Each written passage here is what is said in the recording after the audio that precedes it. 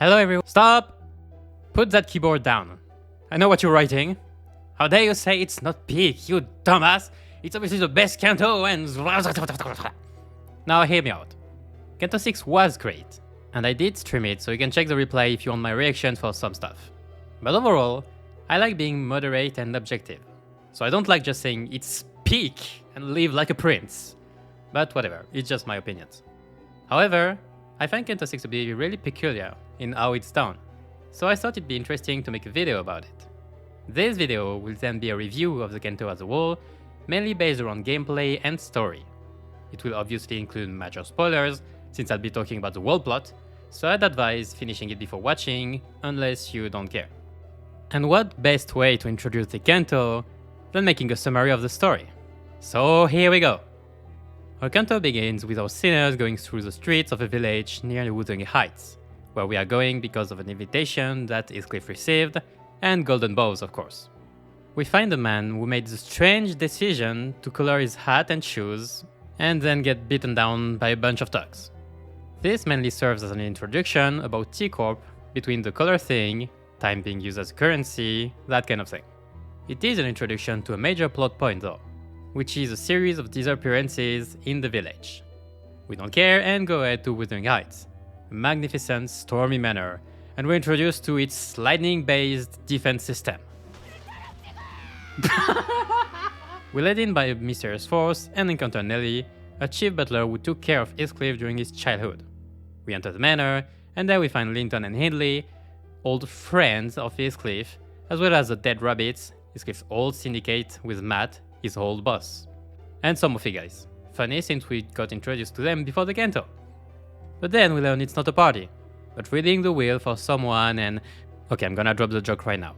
It's Catherine's funeral. Obviously Heathcliff gets mad, even more so learning that Linton married her, and gets put to sleep. The Yuffie read the will, promising the manor to Linton, a warp chain to Asylum for Hindley, and the golden bow for us. 2 of them. After 7 lightning strikes. The first one happens, we have Heathcliff's childhood memories, and we're teleported somewhere in the manor. We discuss that Catherine might not be dead, and we should find her room. After fighting weird dead rabbits and Edgar's butler, Heathcliff finds her diary, which somehow talks to us. With it we navigate through the manor that has been renovated as a corridor, and find Linton by the fireplace to get to the basement. End of part 1. Part 2. We get into the basement, and that means... Pecatulas! We beat them and find the Pecatulas factory at the bottom with the Yuffie members. But here's the thing. They are not Yuffie. They're actually ex-researchers of the ring, researching Pecatulas and identities, trying to create a human. With them, Heya, another whole pile of Yi-Sang. Probably not the last. But we fight them, and in the coffin, with the golden bow, there's Catherine's body. What a weird setup. And then comes Hindley and Matt. We fight some rabbits and Hindley swords. We beat him down. We then fight Matt with dead rabbits, and he doesn't distort, but he reveals his true identity. Literally. Being another identity of Heathcliff brought into this world, who wishes to kill all Heathcliff in every world.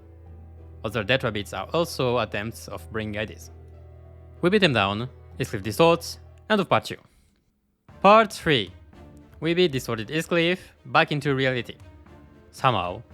And then we notice other Heathcliff's body was Isabel, Linton's sister, as he also appears, explaining that's what Cathy wanted, and he just went mad with love and followed all their wishes, including people's abduction to make the dead rabbits, until mating himself into dough. Why dough? Well, that's how Heya described it. Dough for bringing identities from other worlds. He then summons back Otherworld Heathcliff, who we'll now call Earl King, with a horse this time. He also summons his whole crew by the power of necromancy several times, or something like that. Can you smell the bullshit already? But anyway, he takes the coffin and the bow, and advances towards the roof where the other one is located, while we try to fight back this night parade of 100 demons. And Daddy Vergilius comes for the first time to claim back his title as a color fixer in the eyes of everyone. Everyone!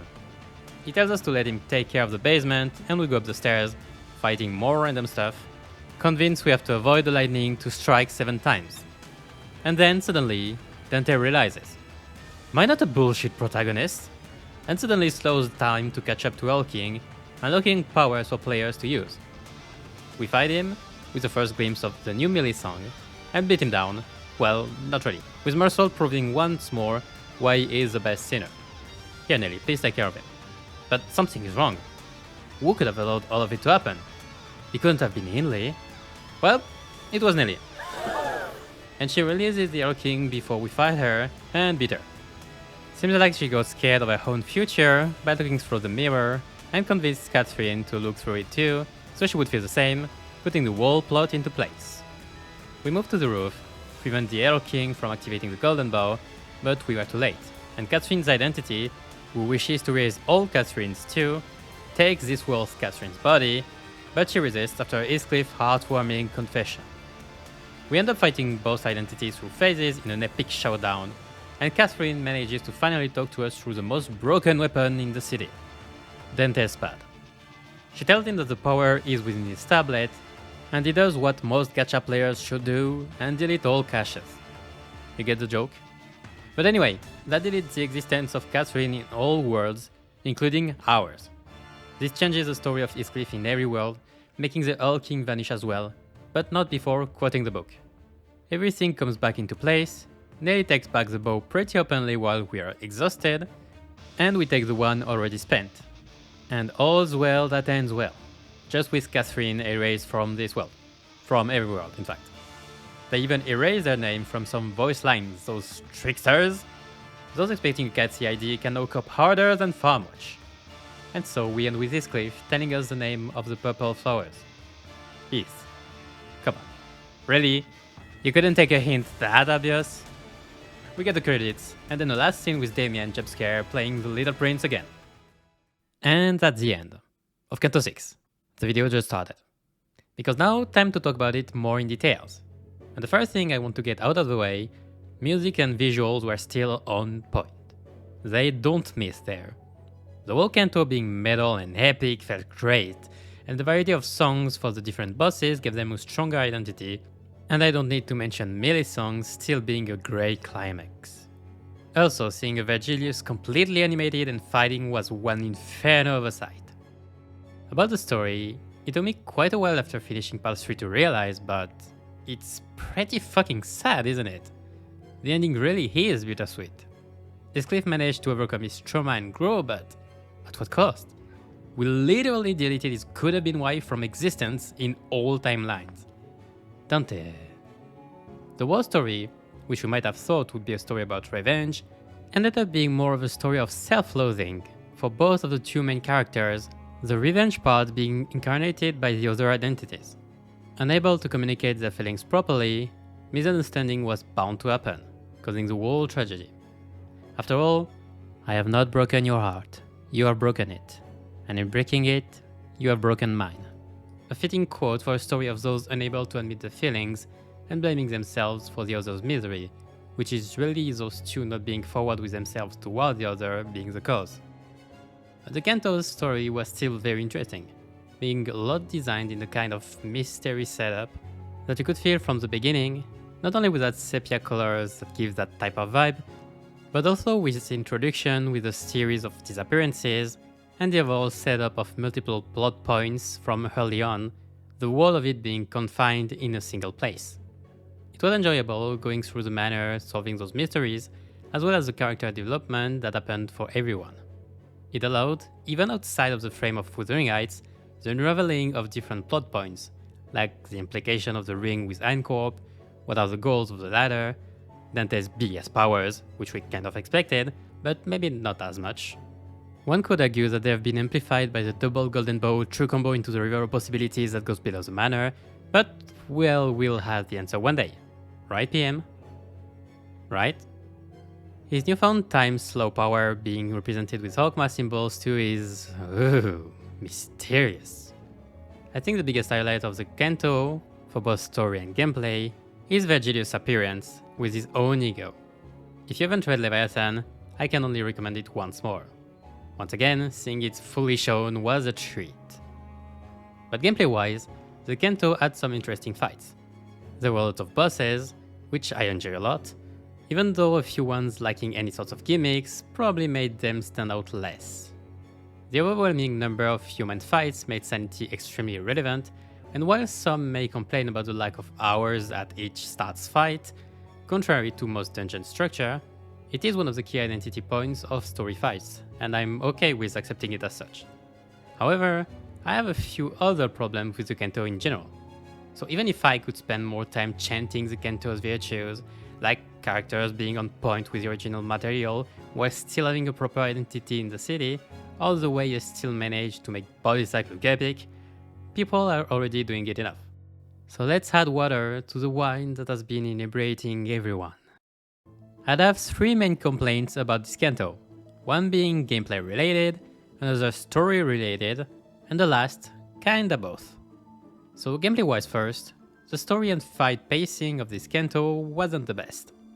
In Canto 5, one of the best points was the pacing. You did 2 fights, then another story break reward, then more fights, then story, and overall it flowed very naturally. In Canto 6, we had a few introductory fights, followed up by a bunch of story reading. Gotta set up the mystery, you know? Well, I'm not sure. Because afterwards, once the whole introduction was done, we got a bunch of regular encounters of various kinds. It still had some story progression, so it's not like there wasn't any reward. However, going into the basement, with an avalanche of more fights, including even a boss rush. You may see the part 2 section of the story review wasn't as filled, and that's because a lot of those fights were peccatolas maybe. But still, we fight with a whole boss rush even.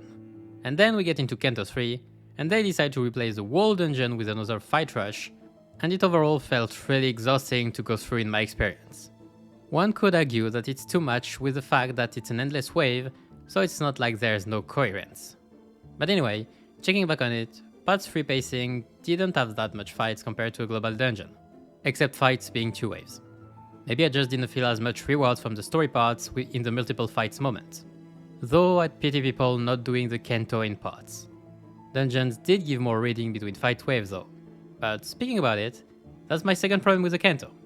This Canto is very special, because it is the first one to not have a dungeon despite having 2 golden bows. And that's one of the main reasons why I wanted to talk about it. Because a dungeon is not just a fancy way of finishing off a Canto. A dungeon adds expectation and anticipation as you go deeper into it. There is a clear sense of progression and building up while going through the floors that isn't as pronounced when going through stages, because that's what we've been doing the entire time all chapter. There isn't that we're getting closer to the end feeling that dungeon gives when you enter them, really saying it's the last stretch. And that's even more true when getting closer to the final boss, especially when you get to that last node saying there's no more turning back. I can hear arguments saying that it allows us to redo fights without doing the whole dungeon again, but I don't really feel the need to redo the last boss again, or most fights to be fair, and that mostly applies to challenge runs or content creators. Also, answering that not having a dungeon should be expected since there were stages at the beginning of part 3 would be wrong, since there were only 2 other instances of Cantos done in 3 parts, Canto 4 and 5, and Canto 4 had stages too. So this feeling was missing. But what's also missing is abnormalities. And don't lie, since we entered Wuthering Heights grounds, we've been expecting to fight the ship that had probably killed our little Sir Squirrel. However, we didn't fight it, nor other abnos. And there's only one thing that's coming out of this. Blue balls. Abnos are the spice of PM games, and one of the things we look forward to. So meeting them is sad, especially with how fitting they were with the story. Sure, they can catch up to it with MD or Railway, but that doesn't change that it is missing from the Canto, and the distortions weren't enough to compensate for it in my opinion. So that's somewhat disappointing. This Altered Cliff fight was still big though. The last thing that I'd like to put into consideration though, is the level of bullshittery in the later parts of the story. Sure, with PM we're used to it at higher grades, but it was quite a bit there. Let's recapitulate. After beating the Old King once, he came back with a whole army while performing necromancy, to the point of summoning several times his world's IDs in his fights? Well, that's one thing. Sure, it fits well with the whole hunt thing and all, but hey.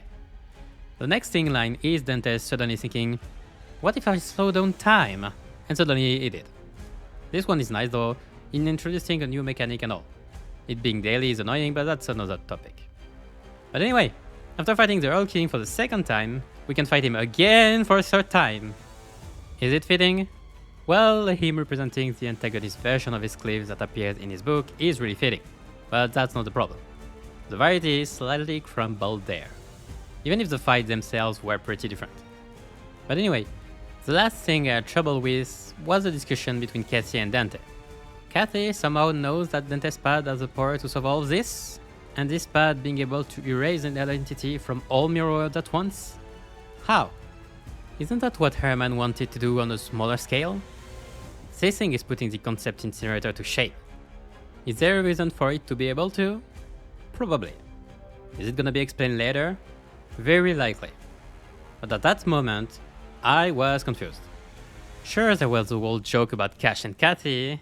I knew about it, but that still somewhat bothered me. And in the end, I was sure to tear up to Catherine's disappearance, but even with the scene showing the disappearances of all Cathy ideas, I didn't feel that much. But isn't that funny? Because PM themselves gave an answer to that afterwards. Remember? Damien did say that the rose you are leaving behind is the one you truly cared about. The other side of the coin is, you don't care about all the roses in that garden.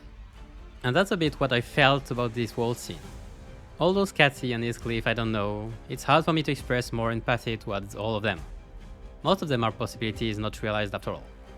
Which might be why the ones we begin to know about, those last two, it's slightly harder.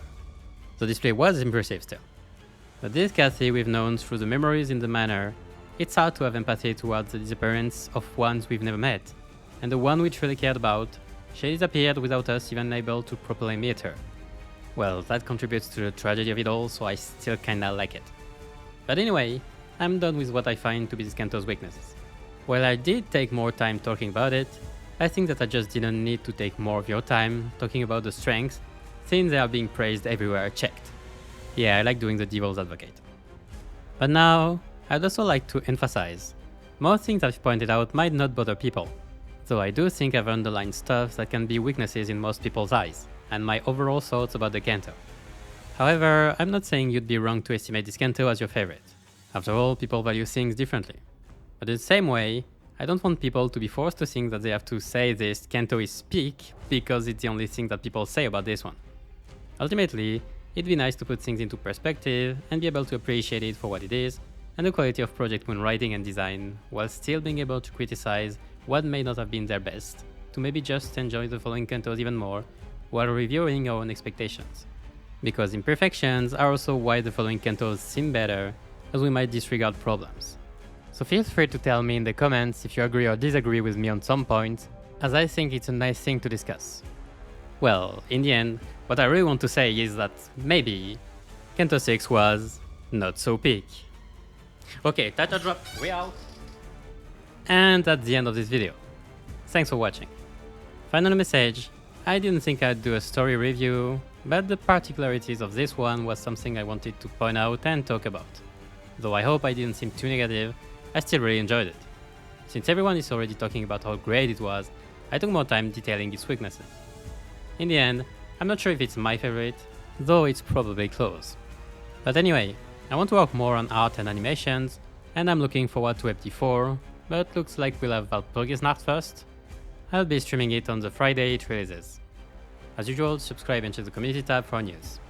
In any case, see you next time, and keep your sanity high in this slow descent into the inferno.